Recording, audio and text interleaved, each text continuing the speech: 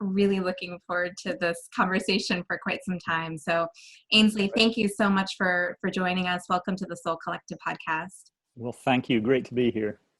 Yeah, there's so much that I want to cover with you today, but I'm really curious about your journey. You were skeptical about psychics and spirit guides, Right. but always had somewhat of a curiosity. So can you maybe share a little bit about your journey and how ending up in California was sort of a turning point for you? Yes, yeah, absolutely. I grew up in Scotland and moved to England. I moved to London after college. And I all through my childhood and right up to, I guess I was in my 40s, I was a convinced atheist. I had no time for any of that spiritual nonsense. I just, I was kind of anti-spiritual, anti-religious, but I think I was kind of overreacting because there was a part, it was cognitive dissonance, where I was going, there's nothing out there. And at the same time being really fascinated by psychics.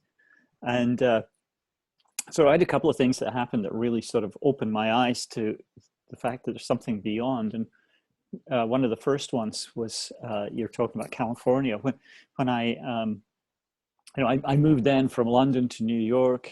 Then I lived in Atlanta for a little bit of time, and then I moved to the West Coast. And on my first night in San Francisco, I sat down to meditate. I hadn't done it for a long time, and I was feeling very stressed out with all that being going on in my life.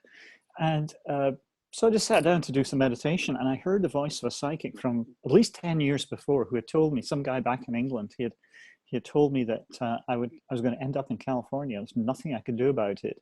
Because I was protesting. I was going, oh no, and he's going, nothing you can do about it. And so I actually heard the voice of the psychic in the room. It sounds really weird, but it wasn't sort of inside my head. It honestly sounded like somebody out there just repeating exactly what the psychic had said all those years ago. And it's that just was my big wake up call. And I went out the next day and bought up like about 50 books on spirituality. I was trying to figure out if a psychic can do that, if it can tell you, I was living in London. I'd always wanted to go to America, but, couldn't see any way to do that. And he's saying, oh, you're going to end up in California. And I'm going, I don't think so. That seems like, a little far-fetched. And I didn't really do anything to make the prediction happen. And it wasn't like I was thinking all the time, okay, I got to get to California. Psychic said I should do this. So I was kind of, when I had heard that voice and realized, shit, here I am. It was like, that really, really got my attention. And there's another thing I talk about, which is, it was about probably 6 months after that, I took a trip to Hawaii and ran into my uncle in a bookstore, which was a shocker because he'd been dead for 10 years at that point. And he was like there, like just a foot away from me for a moment. And just with the message about working together, he was the first spirit guide I connected with. So they were the two major kind of epiphanies that I had.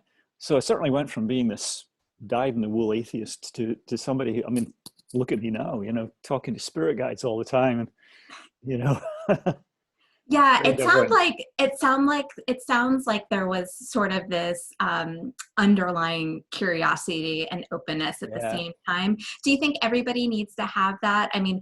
First of all, does everyone have spirit guides, and can everyone develop and cultivate a relationship with them? Well, certainly yes to the last part. Everybody has spirit guides, and we also, the thing to remember is that spirit guides they're really motivated to help us. That's what they do. First time I ever spoke to my spirit guides, it was through my deceased uncle. And I was so thrilled, and I was kind of at the end, I'm just bouncing off the walls going, thank you, thank you, thank you. It's amazing. And they're going, no, thank you, because you give us purpose. And I realized, if you're a spirit guide with no one to guide, got a lot to do. They're working with us all the time, but we can certainly engage them, by really sort of developing a relationship. So, which is what I did. I just started talking to my spirit guides every day, just asking them questions and learning how to communicate. So we can all do it. The question is how much people want to do it, because, people say, oh, I wish I had a relationship with my spirit guides like you do. And well, I spent 3 years working with my guides before I ever even read anyone. Probably I was being a little overly cautious. I could have done it within, well, in a much shorter time, but I was terrified of getting something wrong. And, you know, it's just really a question of how much do you want to go for it? But we all can. We all have the ability. It's harder for some than others, you know. I don't think Donald Trump is having conversations with his spirit guides, and I'm not sure they'd be able to get through to him. It's clearly not following their direction or encouragement. Yeah. Yeah, and I've heard you talk about this as well as kind of this stillness, and perhaps meditation is one of the things that would allow that connection to come forward. Is there anything else that you would recommend? Well, I think a regular habit, and certainly meditation. You're absolutely right. This is key. You have to really to make a connection with the other side. You got to still your mind. I mean, you have to alter your brain waves or whatever. I don't know the science, but just taking some quiet time. It's not rocket science. It's not hard. You know, it's just simply sitting calmly and with intention. You know, I will intentionally bring my spirit guides in. I'll ask them to protect me. I'll ask them to give me information in my highest interest, and so on. I think that's the key. But it's hard. I mean, for most of my life, things were so chaotic. I was just like, I was in a world of crazy for decades, and it was just so hard. I mean, just surrounded by chaos, and so I was chaotic. The inside of my head was like stuff going off, and it was when I learned to meditate. I actually took a class, and because I don't think I'd have been able to do it on my own, and that was really helpful. So maybe that's something I'd suggest as a meditation class. And then the other thing, of course, is to create calm around you. You want a tranquil environment. And sometimes if you have the luxury of having space, maybe a separate room, that'd be great. Maybe it's just a corner in a room. I've even when I moved to the West Coast, just days after having the conversation or that experience with the psychic from London, I was feeling an urgent need to meditate, and I would just pop into a church, the big cathedral on Nob Hill in San Francisco, and just at least a quiet place. So that's my big encouragement. Create that inner tranquility and find external tranquility as well. Yeah, that's such great advice. Ainslie, in your first book, The Instruction, which is so well organized, you lay out soul ages, soul lessons, soul personality types. I would love to dive into those a little bit. Sure, yes. Yeah. Can we start with sort of the soul ages, and what are some of the common characteristics of each of the ages? Yeah, I love your comment about it being organized, because people say that to me. It is a system, the instruction that they got from the spirit guides. And I'm not a particularly organized person, but I have these spirit guides who happen to be organized. And so I often talk about my grandfather. When I was a kid, he would say, he would look at me and he'd just go, well, one day you'll make a damn fine shepherd. All you'll need is an intelligent dog. And I feel like I've got the intelligent dogs on the other side of, the spirit guides, kind of. So, yeah, the whole soul age thing, I had spent decades wondering what the hell makes people so diverse, so different. Why is somebody like, so, maybe a right wing, racist? Why is somebody so left wing and, progressive? And, it's not about education. It's not about intelligence. And when I got to understand this whole principle, it's sort of like it was, oh my God, it made sense of everything. That it's the age and experience of the soul. So, put very simply, you really have two halves of all your life experiences, your many incarnations. First half really is a young soul. Second half is an older soul. And within that, there are 5 levels that the spirit guides identify at each. So it's 10 in all, with different characteristics. So if you're a level 5 soul, you're going to be very much in the mainstream. You're not going to have a lot of introspection. You're not going to ask yourself deep questions, and you want to go out and influence the world and explore things like power and so on. That's unfortunately why we've got kind of governments we tend to have in the world. Older souls tend to be more introspective. There's a different focus at every level. If you're level 7, it's all about creativity and innovation. If you're level 8, it's all about people. If you're level 9, it's about spirituality, self development, personal development. If you're level 10, it's almost, that's the problem. I work with so many really old souls. So there's different characteristics. One of the most positive thing about being an old soul is that all your experience has taught you that we're all connected. Like, who cares whether you're black, white, gay, straight, or whatever? It's just we're souls under the skin. So there tends to be a far greater acceptance. It's generally a sign of being a much older soul. But very old souls often tend to come into this world already ready for retirement. Like babies going, oh gosh, I can't believe I got this whole life. What have I signed up for? And feeling of like it all seems a bit overwhelming sometimes. It's like it's because the soul has been there, done it, and so on. So as a very old soul tends to be more sort of specific experiences that you want to have. It's often wrapping up, so things that your soul feels you haven't taken care of or haven't learned. You will want to, maybe it's about your personal creative journey, or certainly as an older soul, it's usually about a more spiritual kind of path as well. Well, older souls often choose very challenging life paths to accelerate the process of learning. Yeah, very often. And, the circumstances of your birth often tell you an awful lot. Typical thing that I hear from old souls I work with is that they came into a younger soul family. And then they have all these sort of challenges, with my family doesn't understand me kind of thing. I'm the odd one out. The intention behind that is often really to elevate the consciousness of those around you. You come in as the older soul, maybe a little bit more embodied wisdom. What's the first part of the question? Just challenging life paths. Oh yes, yeah. Challenge it. Well, yeah. Family of origin. That's the curious thing, because you choose your family and they choose you, and that's a fundamental principle. Because once you understand that, you can then see it in terms of lessons to be learned. What's your soul? What's your family of origin teaching you?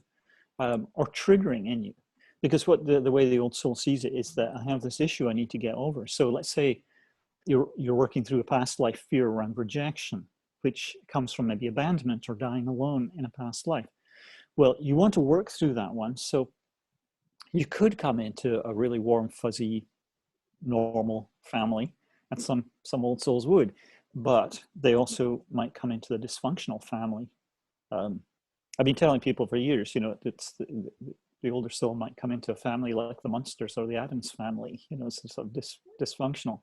Somebody called me on that the other day and said, actually, the Munsters and the Addams family were really nice people. So it's not, but, but because people wonder that, when I say you choose your family and they choose you, and people will say, what the hell was I thinking? But if you scratch away and look at what are you trying to learn, what's your soul trying to get from this? So if you're working through rejection, maybe you choose parents who are not going to be totally there for you, and that causes the fear to come up, and then you have to work through this, and that involves maybe learning to belong, or work with others, and so on. That makes so much sense. Would you say that there's a tendency for old souls to feel out of place?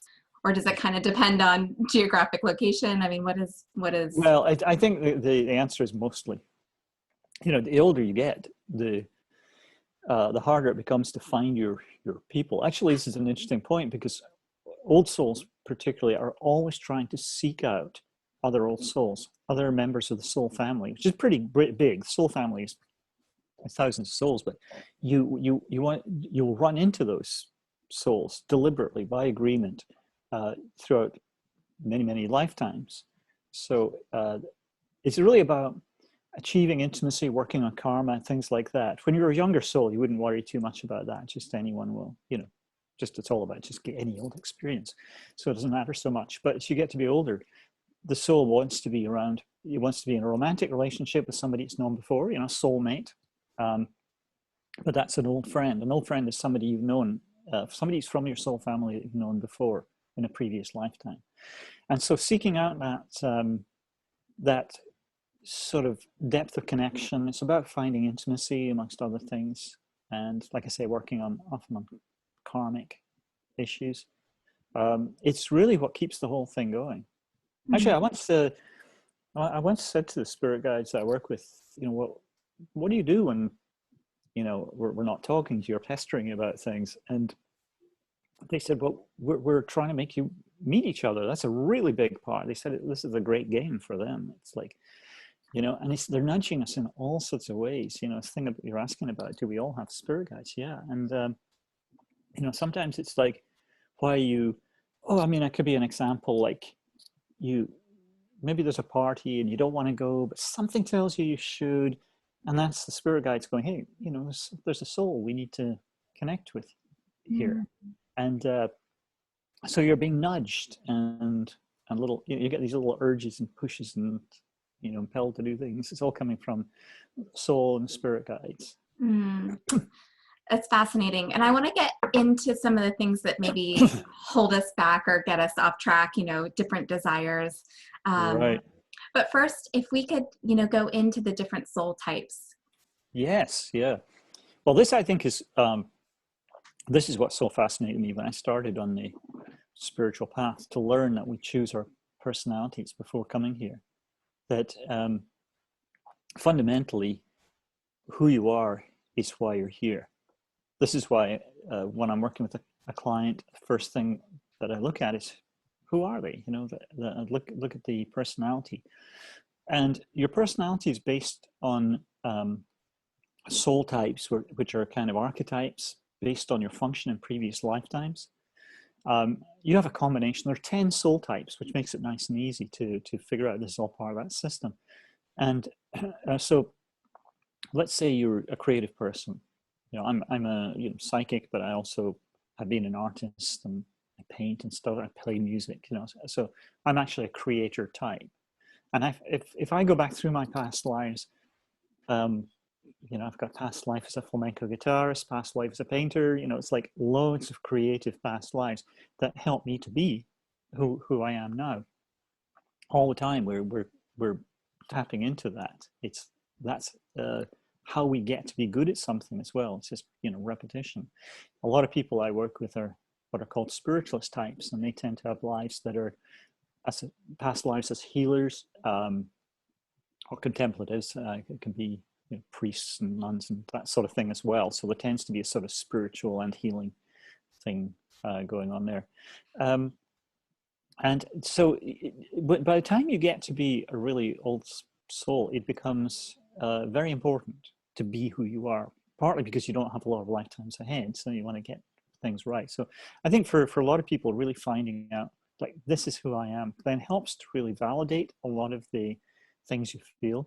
It helps to understand what you're drawn to, what you're here to experience. And I think everything starts with that. Like I say, who you are really explains then why you're here. If you're a creator soul type, then you want to have creativity in your life. You want a lot of autonomy. Don't fence me in. Don't, so many creative people want to be self-employed. They can't be micromanaged. There's all these little traits that go with each of these characteristics. Yeah. Did you get a sense of what my soul type is? Yes, I did. I mean, I haven't had a proper look, but I got a couple of elements there that are you have a creator in you. I think spiritualist is very strong, and that's what imbues you with it. It's really why you're doing the work that you're doing right now, because you're looking for the higher purpose.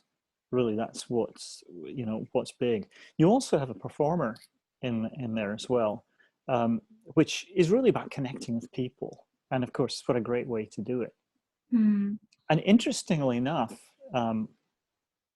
you have this as and I've noticed this with a lot of people who have interviewed me recently. Maybe I wasn't looking for it before, but just recently I've started to see that this is almost a common feature, is working through a past life fear of rejection.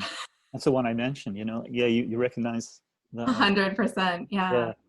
And it And can do also, which is why when you, like, there was part of me that felt the performer, but then there is this fear of being seen that I struggle with. So yeah, yeah. that's technically speaking is a past life fear of self-expression.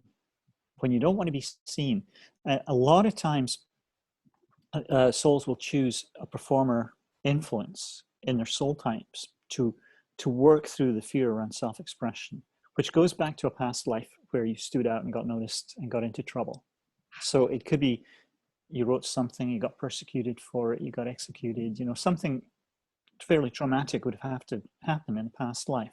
And then you have this push and pull because the performer part of you is saying, we need to connect with people, and to do that, we need to be seen. And the fear saying, hang on, if we get seen, we could get our heads knocked off.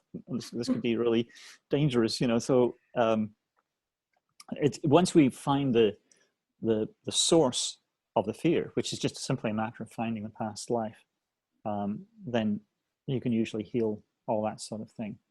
But yeah, one of the aspects of the fear of rejection is that although you will feel like you probably go through life feeling a little bit like an outsider, like you don't fully fit in. And, that's your soul kind of feeling, like it's almost, it doesn't want to get too into, being in the crowd, because what if you got rejected? So you tend to sort of feel a little bit sort of on the outside there. But what your soul will push you to do is to belong, because that's one of the ways that you can really work through this. It will also, to take that to a more sort of elevated place, push you to unite others. And that's what you're doing here. You're bringing the tribe together, whether you know it or not, but that's, you're like a Pied Piper there, Like, yeah. That's really cool. Yeah, and it's fascinating how past lives play so much into our current reality. And I've heard you talk about this before, because for the soul, it's just one continual experience, correct? That's the fundamental thing, that you might be on life 100, but your soul's on life number 1, because it doesn't die between lives like the body and the conscious mind.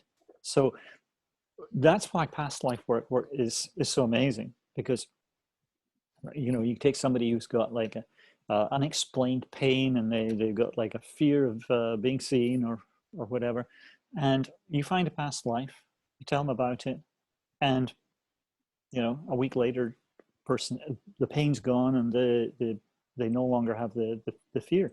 It happens generally very, very quickly. But the healing can sometimes happen in the moment. I talk about somebody in my new book who, I was working with her, and this is I think I find from time to time, if somebody's been hanged in a past life, they're going to have throat chakra issues, possibly some neck pain. If they've been beheaded in a past life, which is unfortunately more common than you would think, they'll have neck and shoulder pain. So I found this person, she'd been beheaded, asked her about neck and shoulder pain. She said she'd had 20 years of chronic pain, and it lifted literally as we spoke, and never came back. And I told that story at an event, maybe 6 months or a year later, and she was actually in the audience and going, yeah, it's never come back. It's like, it's really incredible. So I get, I get emails all the time, or when I talk to somebody for the next session, and they go, yeah, just the issue's gone. It's suddenly they're, if you get over the fear of being seen, for example, like, it can open up your life. You can start a business you maybe couldn't do before, you're afraid to. There can be fears around judgment. Also things that just lift like that. And a lot of things, yeah, you're touching on, there's so many weird things that are past life related that you would never, ever think were. Like what? Well, there's somebody I talk about in the book as well, who I found that there had been a past life where as a child, she'd been punished for wetting the bed, or originally wetting a seat at the opera.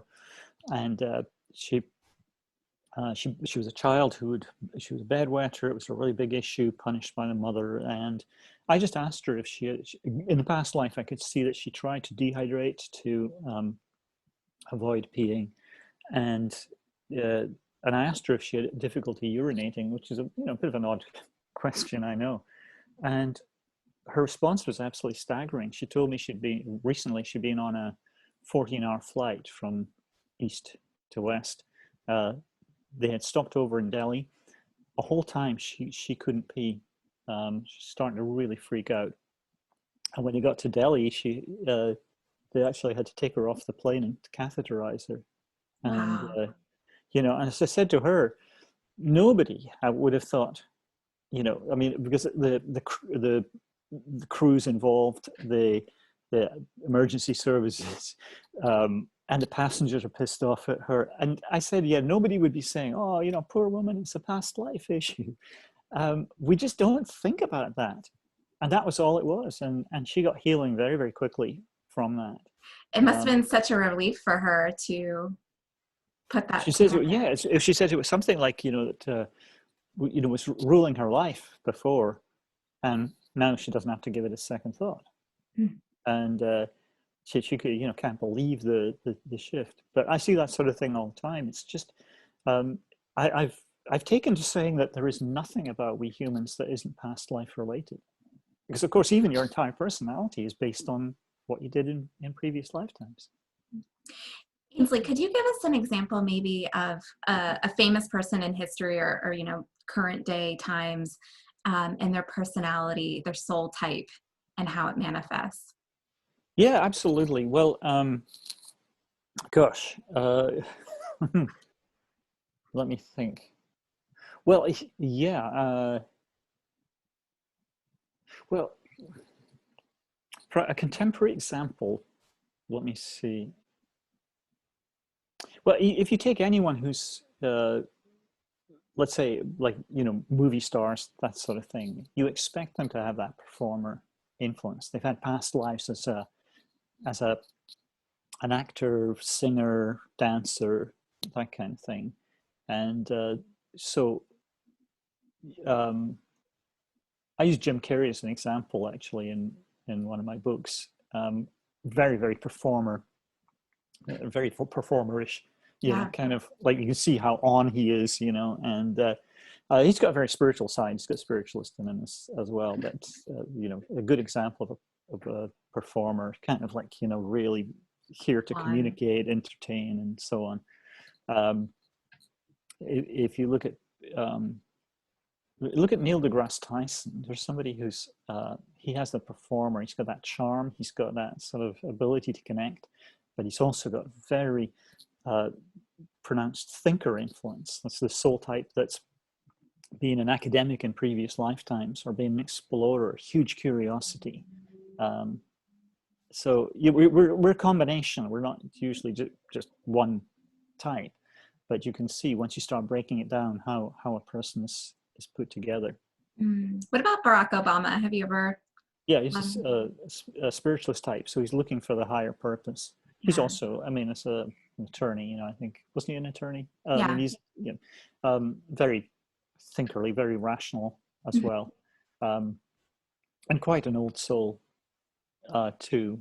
One of the older soul presidents. Yeah. And that shows it. I mean, if you think of the soul age, I mean, the difference between Barack Obama and Donald Trump is, it's the difference between a level 8 soul and a level 5 soul. Of course, lots of other factors, so not every level 5 soul acts the way Trump does. Sure. Yeah. Oh, do you often see leaders that are younger souls? Yeah. Unfortunately, if you look at world leaders, there is a tendency for them to be sometimes even younger than the population they're serving. And it's got a lot to do with, unfortunately, we have a system that rewards, kind of sometimes ruthless ambition, sometimes narcissists, even sociopaths. We have a system that allows them to rise to positions of power. Personally, I think there should be a lot more checks and balances. Because what we do need is, we need leaders. I mean, of course, that's their purpose. You go back to the tribe. But it all worked a lot better in the tribe than it does now, because we don't necessarily get leaders who are leader types or who care about the general population. There's so much greed and self-serving stuff going on as well. So yeah, it shouldn't be this way. I get this from the spirit guides all the time. They will say the world was never meant to be the way it is. And that's a really interesting question. I'm going to be writing about this sometime soon. Somebody just asked me, oh, how should it look? Put very simply, we should all be working together to help one another. Do you see it moving in that direction, even though it seems like we're kind of going through this collective dark night of the soul? Well, I think what we're going through is actually, in some ways, it's a good sign. Because imagine if there weren't all this resistance to the system that's not working. I'd be pretty worried if people weren't out on the streets and starting to really get involved. I've been saying forever that politics and spirituality are inseparable. I've written a lot about this, but there's to be able to sort of cut yourself off from everything, to say, I'm a spiritual person, I don't watch the news, I don't care about politics. That is entitlement. I mean, it's okay, that's great. That's your choice. And while you're not paying attention, this is why we end up with young souls in the White House. It's why we end up with children being sex trafficked. There's so much need out there. There's so many things that we can be doing. An interesting thing that the spirit guides talk about is how spirituality, what we consider to be spirituality, is, we have to talk about, meditation, yoga, spiritual practices. It's very important. They're essential, but they're a means to an end. And to be a really spiritual person does not mean that you climb a mountain and stare at your navel. It's really about helping others. It's about how we contribute to creating a better world. So what you got right now, you've got a lot of old souls out there, Black Lives Matter, older souls. You've got the younger souls reacting not very well to that. The young souls can't understand what's going on. They don't have the experience to really understand. They're scared, It's all fear-based. That's why they're stockpiling guns and, terrified of changes that are going to happen. Yeah, it just seems like we have so much polarity, in our country. And I know that you write about this as like that becoming even more prevalent in terms of the noticing that divide. Mm-hmm. Well, I think a lot of that's to do with leadership, because it accentuates and exasperates. Absolutely, and I think what we've got recently, it's kind of emboldening a lot of younger souls and bringing out the worst elements, because one of the things that is important as an old soul is acting to influence younger souls, show them the way to be, or better way to be, and and I think as well, when there's, like I say, if you've got like a administration like we have right now, that's a problem, because they're not doing anything to unite. Clearly, nothing to unite the country and or the world. It's so much them and us. Younger souls see everything sort of them and us, black and white, and older souls tend to see things much more in shades of grey and recognize that we are really all connected deep down. And it doesn't mean we have to wait for generations for young souls to catch up to that understanding. It's like, but imagine how different it would be with a level 10 president in the US, for example, rather than level 5 president. Do you see that anywhere else in the world? Oh, yeah. Well, generally you see older soul countries like Sweden, Norway. The Scandinavian countries tend to be a little bit more sort of predominantly older soul, and so yeah. So you tend to get older soul leaders there. But even then, you can still get those younger souls that come up, you know, like I say, the more ambitious younger souls pushing others out of the way. So who you got in charge is not always reflective of the general population. But it is one of the reasons why older souls need to get off their arses and get out and vote and stuff like that, you know, be involved. Who do you see, or nines and tens tend to be most activists, or at level 10, is it more like a tendency to kind of sit back, like you said? And yeah, actually, that's the problem, you know. Level 8 souls, they're the ones that are really sort of active. They're the ones that are getting on the phones, and, you know, as your soul ages, it becomes more progressive. And so once you start getting up to that sort of elevated age, soul age, you know, you want to be very much active, you know, part of the solution. So a lot of level 8 souls are the ones that are getting out on the streets and, you know, really, you know, boots on the ground kind of stuff, very active.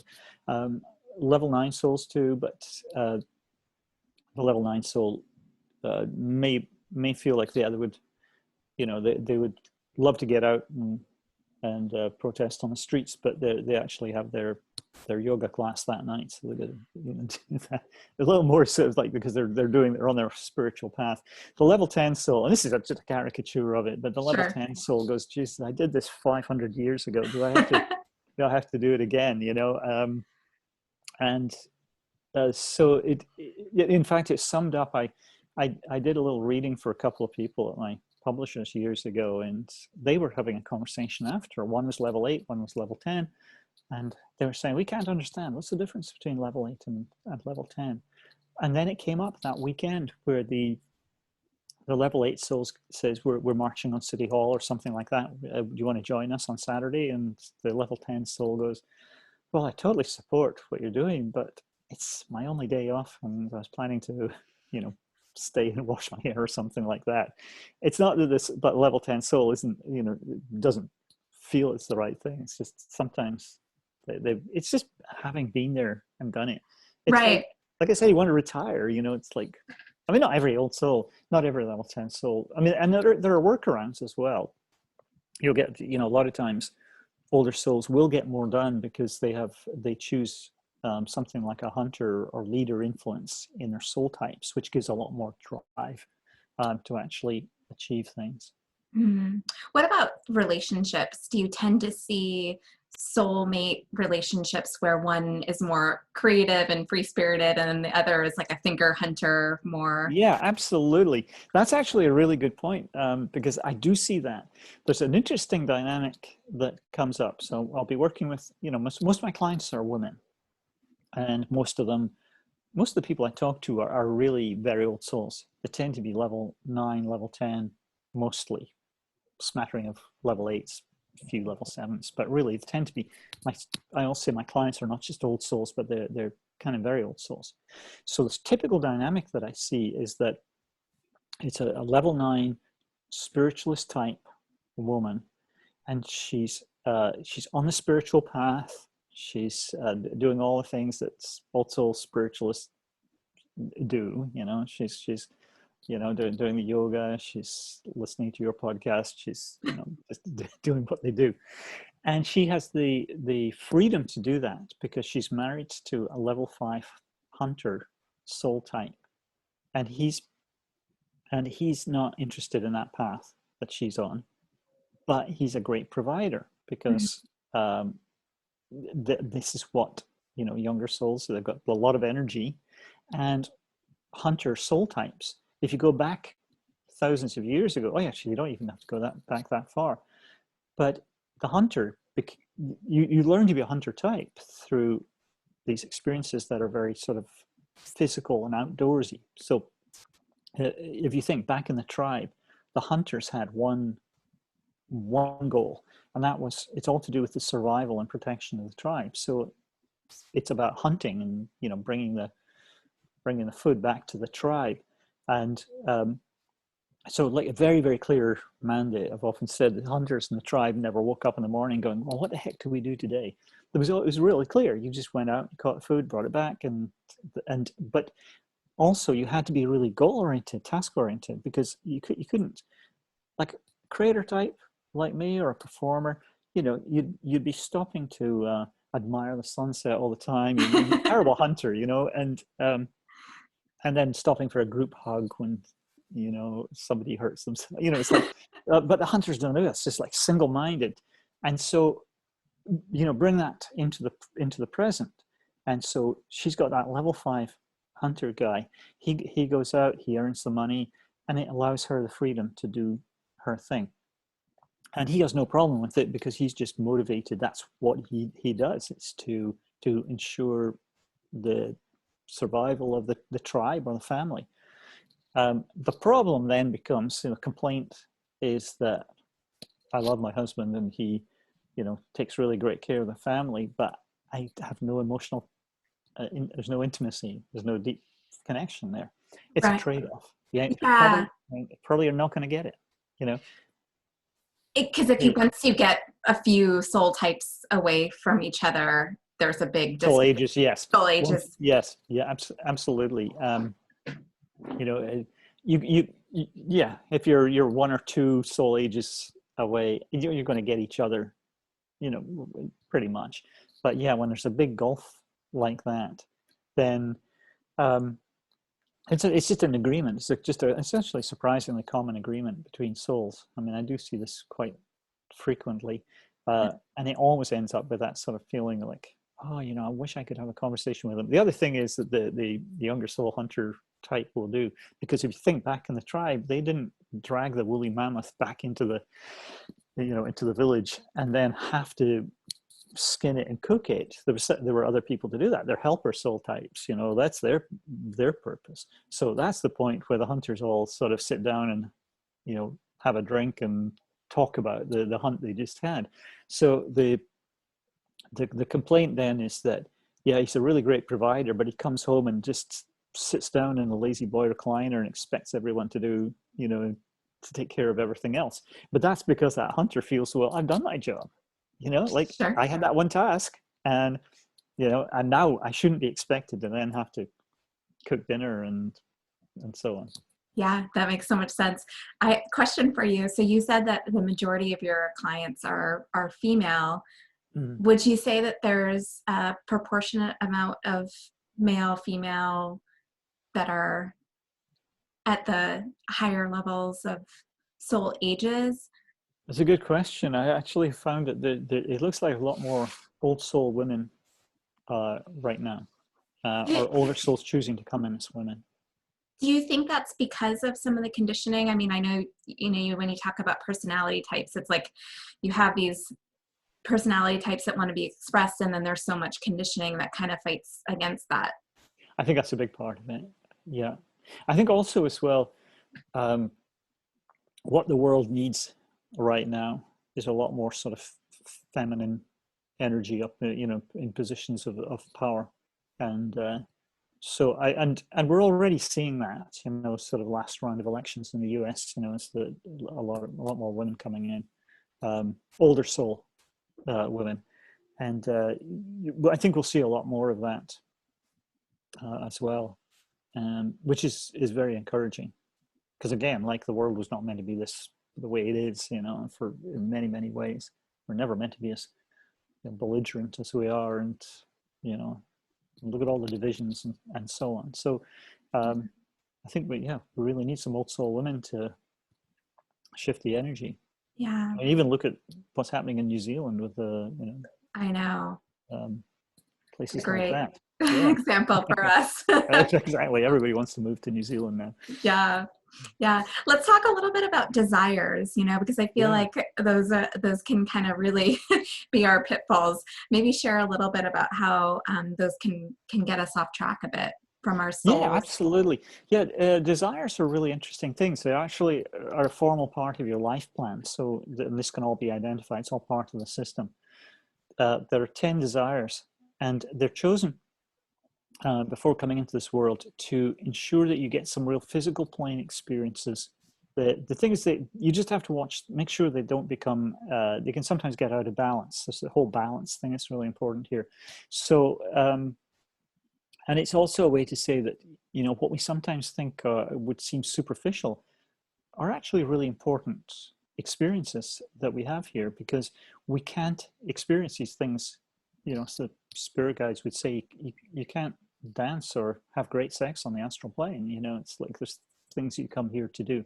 So a lot of people, a lot of my clients have something called a desire for immortality. It's not about living forever, but it's about doing something in your life that feels like you're creating a legacy. It's doing something bigger than yourself. And, so it's a prime motivation often to do something like write a book, or feel like you're really shaping people's minds. And it could even well be behind what you're doing today as well. I'm sure you have that. Well, I know you have that. So it's kind of working way behind the surface, always looking for that, feeling of how can I make the world a better place? Your soul really wants to feel at the end of it that you have made a difference. And I see things like a desire for education, which is where, some people like me, I don't have any desire for education, but I'm learning all the time. But I do it. I read books. I'm reading all the time and always learning. But with a desire for education, people love classes. They love taking classes. They like to have a teacher or mentor and other students. And sometimes that can get a little bit out of balance, because the person ends up being a permanent student and not actually doing the things that they're meant to do. I'll be working with somebody, and the spirit guides will say suddenly, they'll go, the student's ready to become a teacher. And you can tell, yeah, they've been too much. It's been great. It's really good. You're doing all these, webinars, but you've reached the age of 40 or something. Now's the time to start, giving back, or putting some of this wisdom that you've learned back out into the world. I love attraction is an interesting one as well. A lot of times, people who are in more attractive packages in this life, it's kind of by design, and you've chosen that because the world is a different place when you're super attractive compared to when you're not. There's things like that, but it's also about learning really important lessons about beauty being a lot more than skin deep as well. And so, yeah, sorry, I didn't mean to interrupt you. You go ahead. Yeah, I love how you laid these out, because I feel like being cognizant of these desires, it can kind of get us off track. And there's so much built into the illusion, as you refer to in the book. And I think of as the matrix, or just kind of our conditioning, right? Yeah. Yeah, the illusion is just that barrier between this plane and the next. And it's just, sometimes we have little epiphanies that just help us to break through and realize, that we have been just living behind the illusion, like me going from atheist to working with spirit guides, and but yeah, so many of us do seem to, we get stuck behind it. There's this whole world out there which is utterly fascinating, and I hang out with people who are very much on the spiritual path, and others who aren't, and it sometimes frustrates me. Like it's really super intelligent people who are just blocked, can't go there, no interest. Don't want to talk about my work because it's it's challenging or something, and it's like I had to get over it very early in my career. I've been doing it for about 20 years now, and initially I just wanted everyone to know, oh my God, have you any idea how this works? And, let me tell you about this. And I realized, no, not everyone's there. Sometimes as a result of this illusion, they're seeing the world this is the way it is, and they don't necessarily want that to be questioned. Yeah. Do you feel like it's coming more into the mainstream? I mean, you were interviewed on the Oprah on the Oprah show, Yeah. and well, I mean, look at that. I mean, look at the difference Oprah's made. I know. In just a short time, because always, if you look back and even just think like a decade ago, how different it is. And there's so many spiritual teachers. I mean, not all of them great, but so many people out there talking about, spiritual matters and so on. I mean, if I was having this conversation with you, I don't know, 30 or 40 years ago, and I'm talking about spirit guides and stuff like that, I mean, you know, the 5 people who were actually interested in tuning in would, you know, they'd be wondering, what's this guy talking about? But now we can have conversations, or you know, I mean, if you talk about spirit guides or something, some people might look at you like you're mad, but you know, it's a little bit, but these terms are even becoming a little bit more mainstream. And I think it's really thanks to people like Oprah and you and people who are like, you know, yeah, you know, giving people like me a platform or an opportunity to talk about our work. There's so much more out there, and that will continue. I mean, I think we're really going to, you know, globally get more and more people.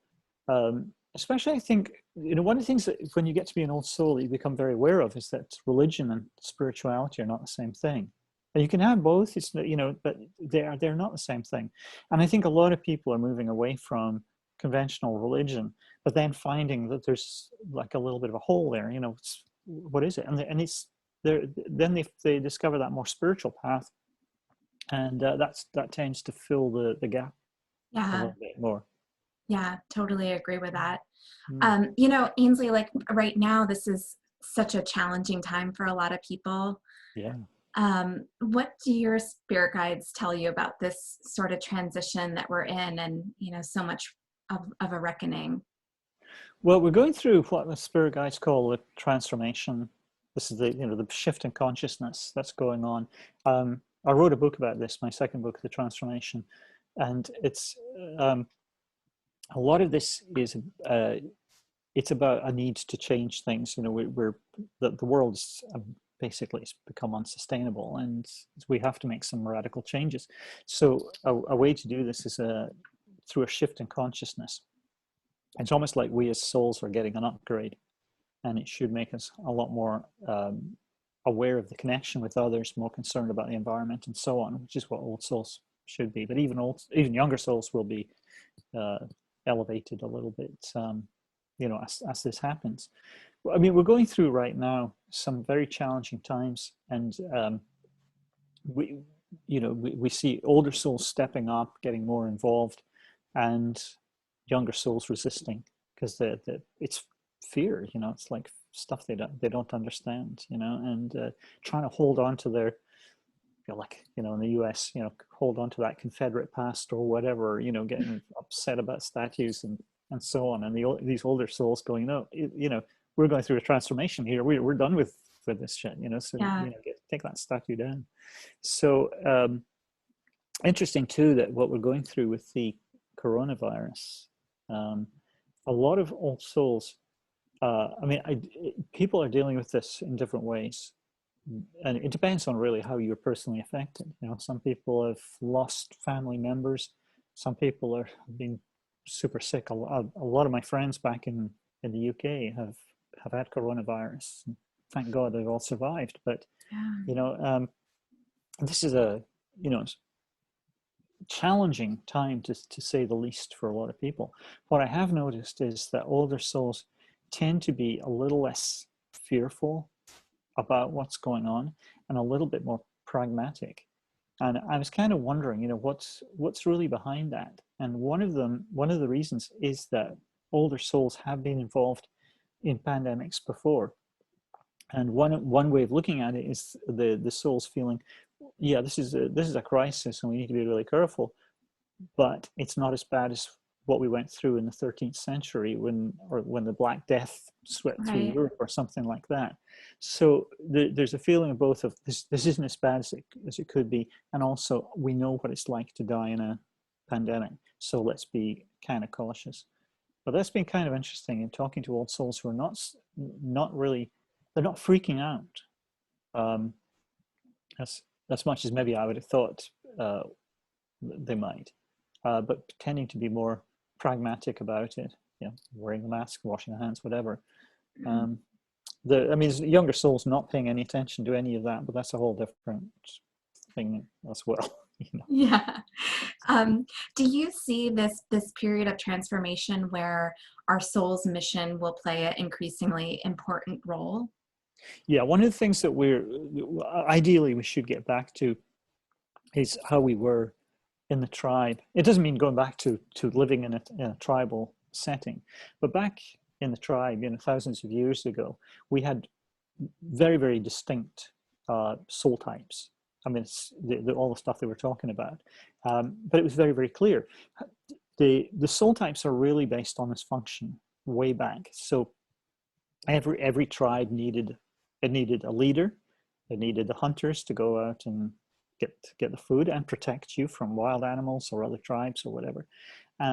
You had the thinkers, the ones who would sort of push knowledge along, invent writing or whatever. Everybody, spiritualists were the priests, educators there to teach, creators to bring color and so on, the performers to teach, to tell the story of the hunt through mime or dance and song. Everybody had a clear purpose. And one of the things that we will eventually get back to is where we have work and purpose that's more compatible with who we are. We live in a world, for example, like I keep saying, it's not meant to be this way. Artists are extremely undervalued, except for a few who, you got your millionaire, super successful ones, usually dead, and then loads of artists struggling. Right. And we undervalue it. And then artists undervalue their work themselves. They'll give it away for next to nothing. I just recorded something yesterday. It's actually on Instagram right now, video. And I was talking about, about some of this stuff as well.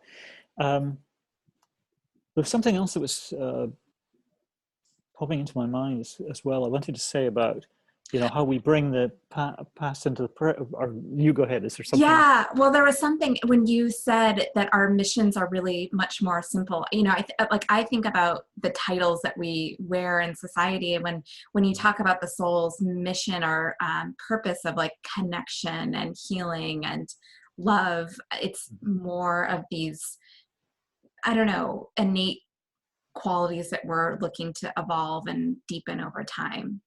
Well, that's absolutely spot on, because what we've learned through all these many lives, it's, we think that sort of, I don't know, that wisdom is about, learning to do something super intellectual about, I don't know, it's like all about degrees or whatever. But true wisdom is actually, it's about really getting and fully understanding these very, very important core values that the soul is seeking to express all the time. So these are things like peace, love, truth, understanding, these higher core values. And once we get more people focusing on that, then, and they will do, because I mean, the old souls are going to express that. At the moment, it's weird, but a lot of old souls think that they don't have the answers, because they think, oh, or maybe it could be from, let's say that they get the message that being a pacifist, which tends to be an old soul thing, that somehow that's naive. Maybe they pick that up on TV or something like that, or something. Oh, that's too simplistic or whatever. Actually, not really. It's how we should be. We should not be blowing up each other. It's not. We don't want that to happen to us. Shouldn't allow that to happen to other people. So as we sort of create a future where we do express our soul types more, we're also going to express these core values, and become, hopefully, older souls become a lot more confident about expressing them. I put in my new book, it's a quote from the Elvis Costello song, "What's so funny about peace, love, and understanding?" And there is nothing funny about it. This is a really, and the idea is, some people will tell you, oh, that's all sort of like, Pollyannish or whatever. No, it's idealistic, but it's something to strive towards. We should have a hell of a lot more peace, love, and understanding.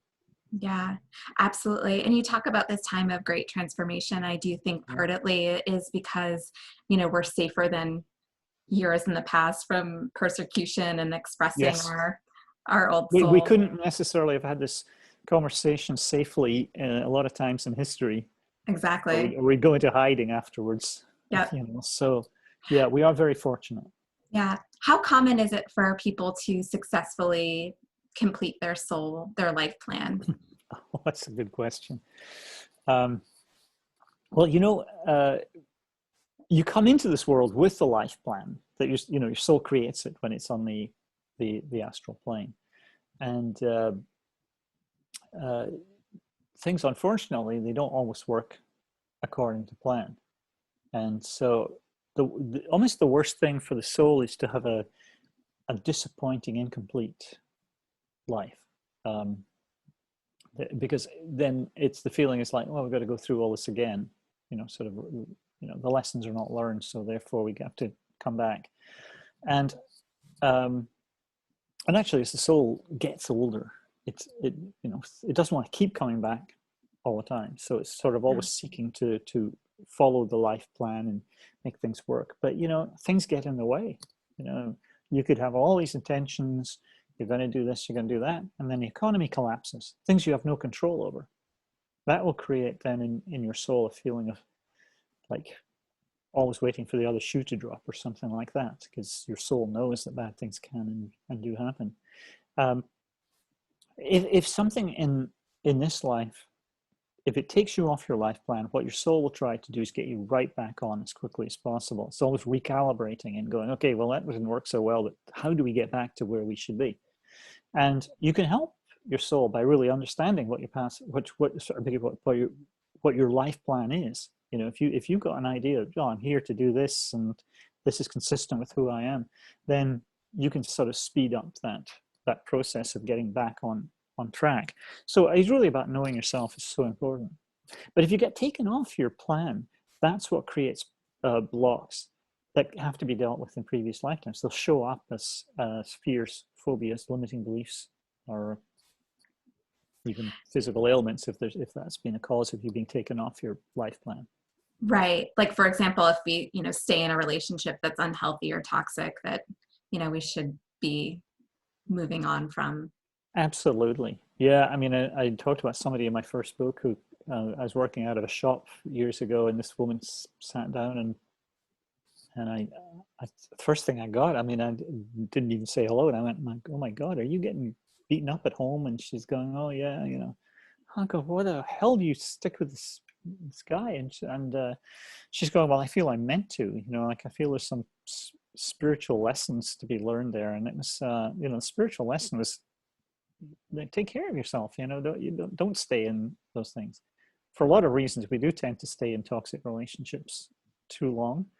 And sometimes not listening to the small, still voice of the soul or the spirit guides who are saying, you really want to do this? Yeah. Yeah. What advice do you have, for people out there listening, navigating, this turbulent time? Oh, well. How to really navigate this time? Well, as the spirit guides would say, you want to be on the right side of history. And that means that, I had a lot of clients, like I say, older souls tend to be more progressive. So I had a lot of clients when Trump was elected that were devastated. They're really upset. They're angry. Somebody said I cried for weeks. It's like they were just almost like debilitated. And what the spirit guides were saying is like, take that energy and put it into making a difference. Don't just get angry. Get involved. Be on the right side of history. You want to be involved. I even posted something the other day, a social media post, about if you look at people you consider to be spiritual, like, ask most people, and they'll come up with names like Martin Luther King Jr., Gandhi, Jesus. And what do they have in common?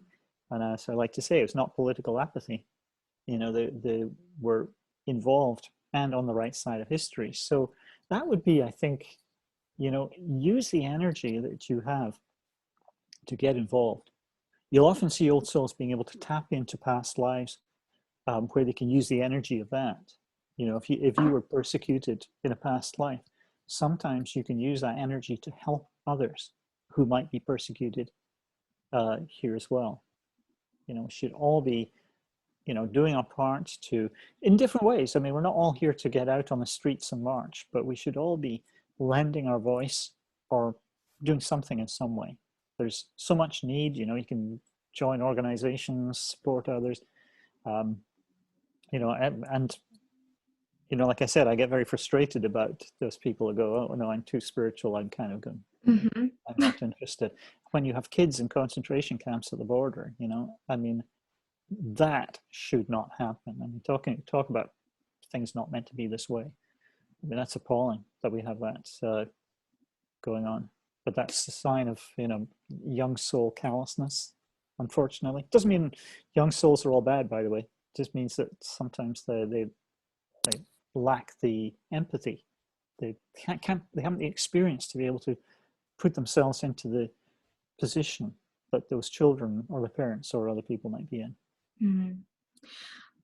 Well, I so greatly appreciate that from you as a leader, and you know, somebody that people really look up to in the spiritual community, is to be active and using your voice for positive change. And I think your advice is so helpful right now, because it can be easy to kind of lose sight of our own sovereignty and how much power we have as creators to be a part.